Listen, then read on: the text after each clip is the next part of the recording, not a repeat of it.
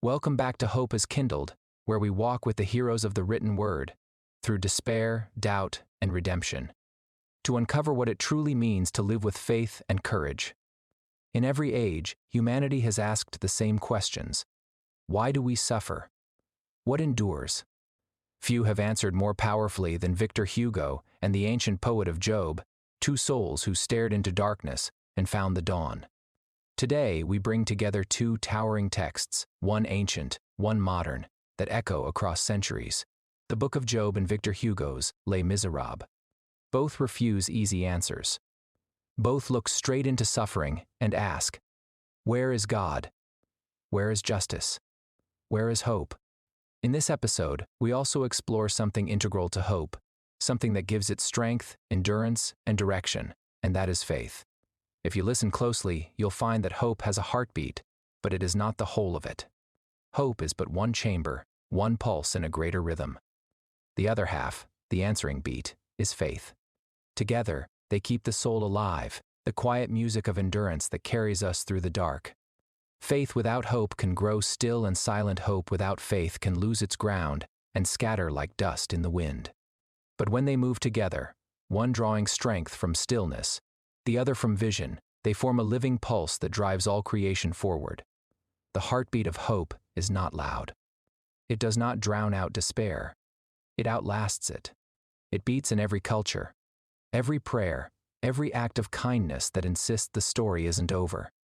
Faith is rooted in the present, trust in what cannot be seen, a steadfast confidence that meaning and goodness exist even when evidence is scarce. It the quiet strength to keep standing when the outcome is still unknown. It is something that I believe in strongly. What moves me most about faith is how it transcends culture, language, and time. Every civilization, from the deserts of the Middle East to the temples of Asia, from cathedrals to campfires, has reached toward something greater, some force of love, order, or meaning that binds us together. The names differ, the rituals vary, but the impulse is the same: to make sense of suffering, to find grace in the everyday, and to keep walking even when the path ahead is hidden. I have tremendous respect for faith in all its forms.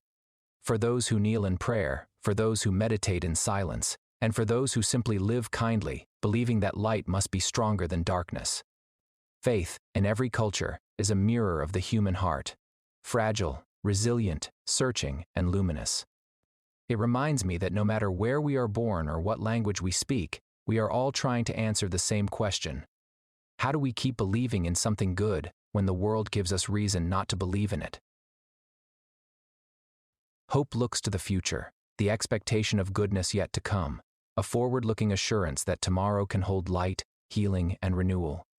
From the very beginning, our purpose has been simple and sacred: to find hope in the written word. Not the fleeting kind that vanishes when life grows difficult, but the deep, enduring hope that waits quietly inside stories, like a lantern left burning in an old cathedral, or a voice calling through the centuries saying, "You are not alone." Every poem, every novel, every sacred text we've explored has been another way of tracing the same light. Whether through the despair of Kafka, the wonder of Thoreau, or the faith of Job, we have been following that same pulse, the heartbeat of hope. Sometimes it shines in beauty, sometimes it hides behind suffering, but it is always there, waiting to be rediscovered in every act of compassion, every moment of forgiveness, every word that helps us see ourselves more clearly. That search, that quiet, persistent search, has been our charge all along. It is why Hope is Kindled exists. Because literature is not only memory, it is medicine. It teaches us how to keep faith when faith seems impossible, how to endure when life feels unbearable, and how to keep believing in goodness when the world forgets what it looks like. And as we move forward, through darker works, through harder questions, through the long nights of history, and the brilliance of the human soul, our purpose remains unchanged. We will keep seeking the light in every story, the lesson in every wound, and the hope that binds them all together. Hope and faith, distinct, yes, but inseparable. Hope is often where the journey begins, the first spark that keeps us moving when everything else feels uncertain. Faith without hope turns brittle. Hope without faith collapses into mere wishing. Together they form the rhythm of endurance, one heartbeat, two halves. And both works we will look at in this episode ultimately testify that hope and faith are not rivals but companions. Hope is the spark. Faith is the steady flame. Few works in world literature stand as tall as Les Misérables. Written by Victor Hugo, poet, novelist, and visionary, it is not merely a story, but a vast cathedral of the human soul. Within its pages, Hugo gathers all the contradictions of existence: love and law, sin and grace, despair and redemption. First published in 1862, this work transcended its century to become a moral compass for the world. A work that speaks as urgently today as it did in the shadow of post-revolutionary France. Hugo saw literature as a form of divine work, to expose injustice, to awaken compassion, and to remind us that light still lives within the human heart. In the book, we descend into one of the darkest spaces ever written, the prison holds of the galleys, what he calls a sepulchre and a hell.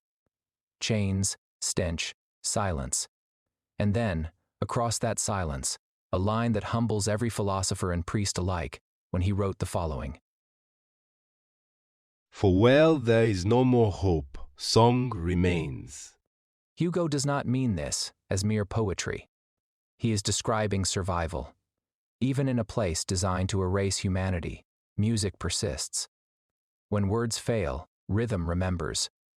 When meaning collapses, melody endures. Song remains is not decoration, it is defiance. It is the breath of the human spirit refusing extinction. In that image, men shackled in darkness, still singing, Hugo reveals the secret shared by every soul that has ever suffered. That even when hope seems gone, hope changes form. It becomes song. It becomes art, ritual, prayer, or the smallest act of kindness that keeps the heart alive until faith can rise again. First, Bishop Myriel and Valjean. The candlesticks were hope made visible. Before Valjean had faith in his own redemption, he was given the spark of hope that life could be different. That small ember became the engine of faith, setting everything else in motion. Second, Fantine. Her hope for Cosette is what preserved her dignity, even in degradation. That hope was borrowed by Valjean, whose faith transformed it into action. In that moment, hope became not only survival, but salvation. And then, there is Javert. I have always loved his character, not because he is warm or easily understood, but because he is so unflinchingly human. Javert is faith without hope. The kind of faith that has forgotten why it began to believe. He clings to the law with the desperation of a drowning man, mistaking the weight of justice for the breath of righteousness. To him, the law is sacred, unchanging, divine, and in his mind, to question it would be to unmake the world itself. Yet that is precisely his undoing. His faith collapses because it has no horizon of mercy, no sunrise beyond the letter of the law. Where Valjean's redemption proves that grace can break the chains of guilt, Javert's tragedy shows what happens when the law becomes a cage for the soul. He cannot imagine forgiveness, not even for himself, and when faced with mercy, it shatters him.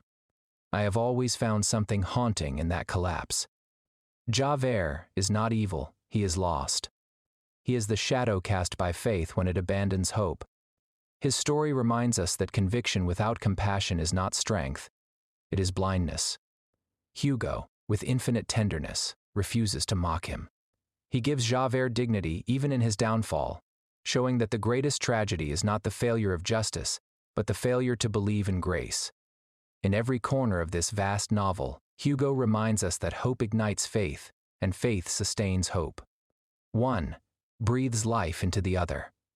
And together, they teach us that even in the darkest night, compassion and courage can still light the way.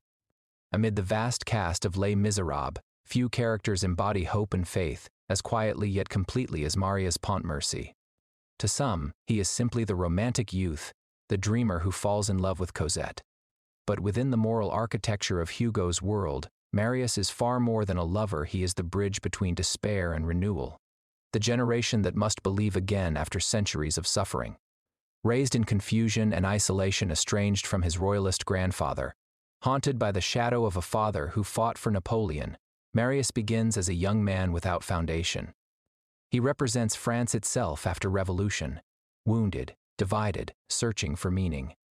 His transformation comes when he discovers the truth of his father's sacrifice and begins to see nobility not in birthright or ideology, but in integrity and compassion. This awakening is faith in motion, the realization that goodness is not inherited, it is chosen.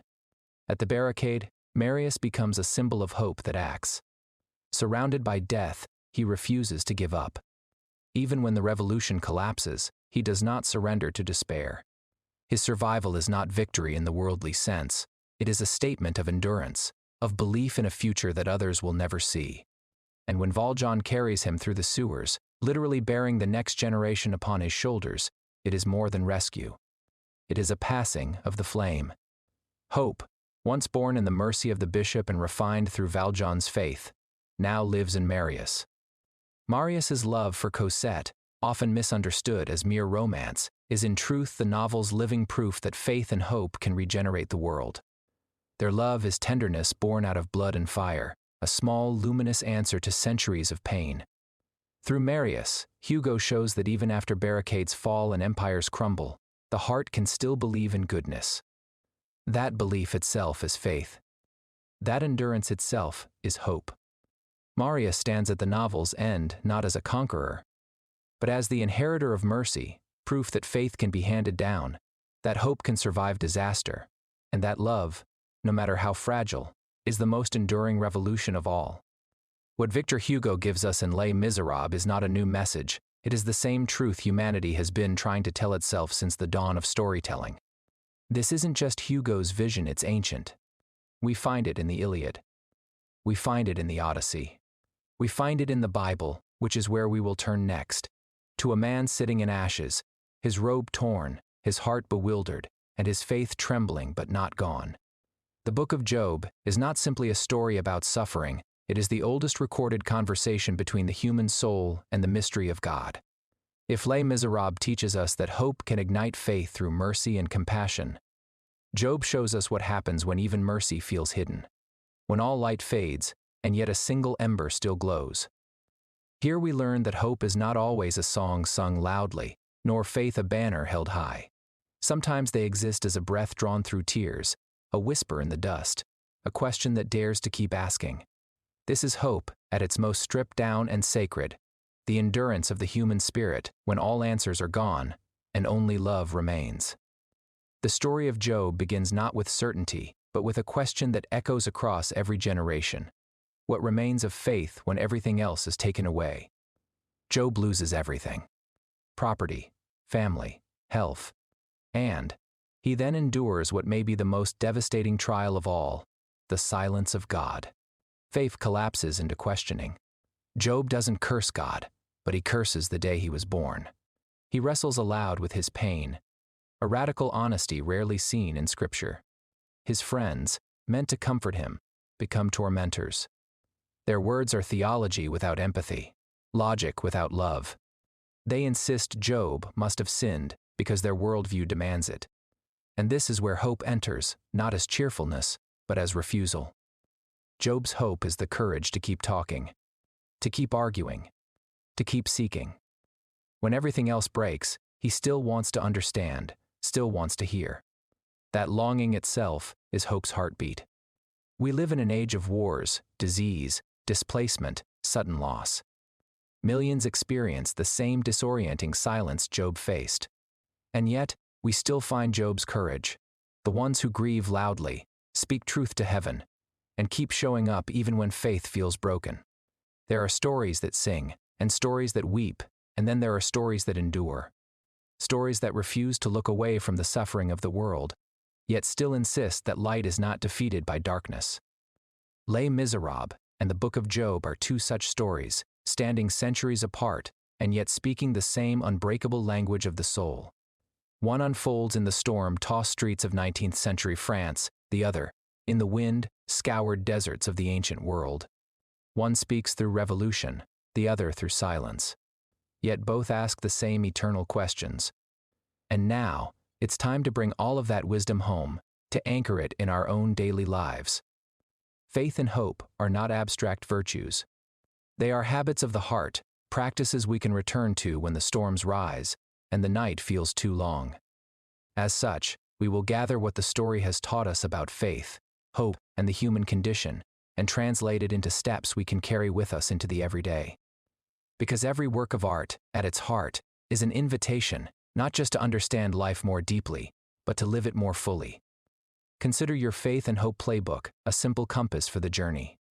A map for the mind and the soul, meant to be lived one small act at a time. First, name reality clearly. Hope is not denial. It doesn't pretend the storm isn't real. It just reminds us the storm won't last forever. When we face what is true, we reclaim the power to navigate it. Second, name one good worth pursuing. Faith needs an aim, and hope provides it. Choose something that matters deeply, no matter how small, a conversation, a kindness, a single task, and let it become your North Star. Third, draft at least 2 pathways. Hope grows through flexibility. A plan A gives direction, a plan B gives grace. Life rarely obeys the map, but it rewards those willing to redraw it. Fourth, take 1 step in 24 hours. Hope grows by doing. Action is the breath of belief. Even 1 step forward, however small, is enough to remind you that movement is still possible. Fifth, borrow hope when yours is low. Sometimes we simply don't have enough on our own. That's when the community saves us. Let someone else's faith hold you until yours returns. None of us are meant to sail alone. Sixth, measure micro wins weekly. Faith likes evidence.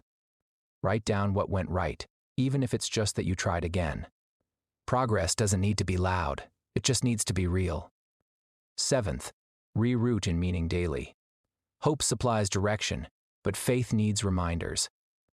Take a moment each day to return to your why, your deeper reason for choosing kindness, courage, or perseverance. Because in the end, this is the rhythm that endures. Faith grounds. Hope aims. Love acts. Together, they form the heartbeat of a life well lived. Few writers in history have given voice to both despair and redemption with the thunder and tenderness of Victor Hugo. In Les Misérables, he turns human suffering into a cathedral of light, proving through each and every line that even in the darkest night, the soul of humanity still burns brightly. Even the darkest night will end, and the sun will rise. This line, among the most beloved in all literature, embodies Hugo's theology of endurance. He does not claim the night will shorten or that the dawn will arrive painlessly.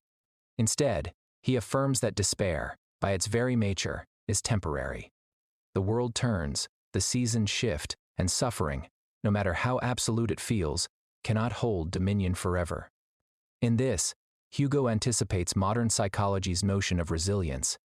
That hope is not a denial of darkness, but the conviction that darkness has an expiration date.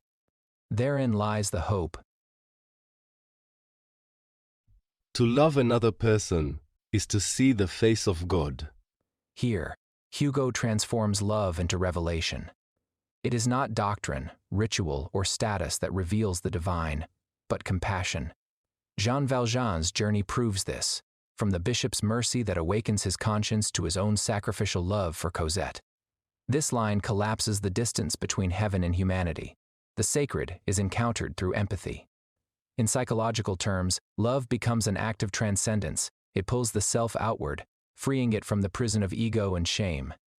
Hugo, in essence, translates theology into humanity. Across all these passages, and many others, Hugo's language forms a pattern, light breaking through night, compassion as revelation, education as salvation, courage as prophecy.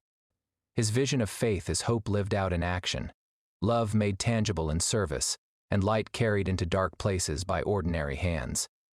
In Hugo's world, faith does not end despair, it outlasts it. Hope is not a feeling, it is a vocation. And perhaps that is why his final message, one we referenced earlier, is worth repeating, as it still rings with the strength of morning, reminding us that even the darkest night will end and the sun will rise, and with it, the human heart rises too. if Victor Hugo gives language to the light, then the Book of Job gives voice to the silence before it. Job's story begins in prosperity, shatters in loss, and lives on in the long, echoing silence of heaven.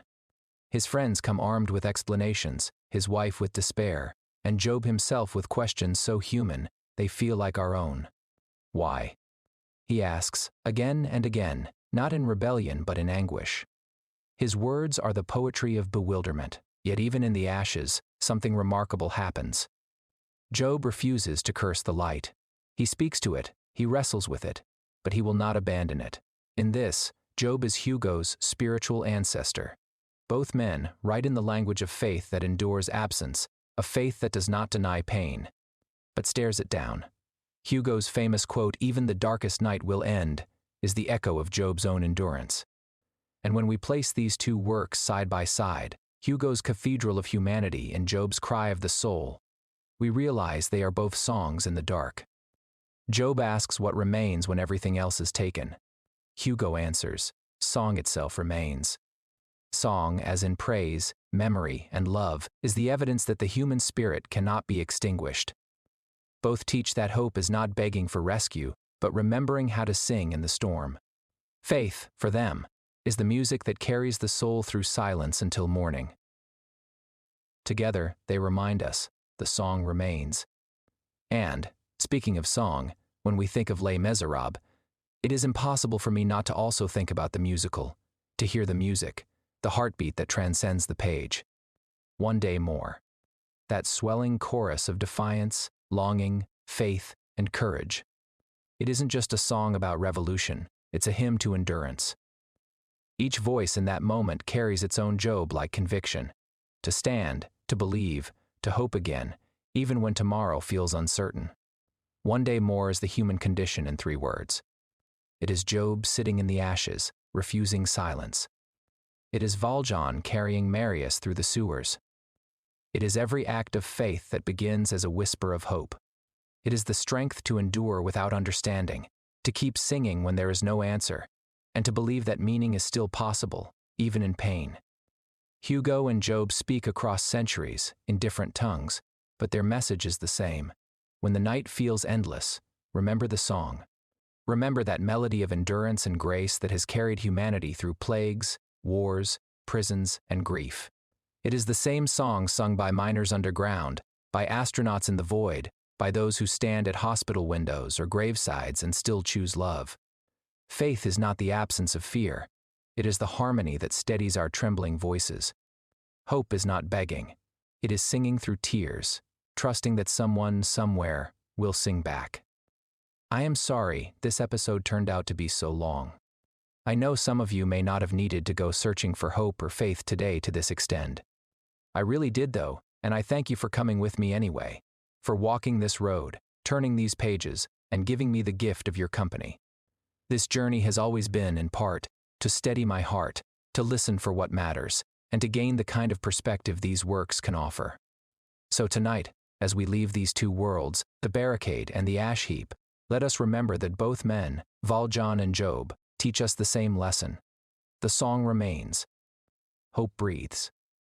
Faith endures. And, even when the world is reduced to silence, the human spirit hums softly beneath it all, waiting for morning. If you're listening in darkness tonight, let song, prayer, poem, ritual, and kindness keep time with your breath. This episode is for our friends out there who are in pain. We love you. All of you. Good journey.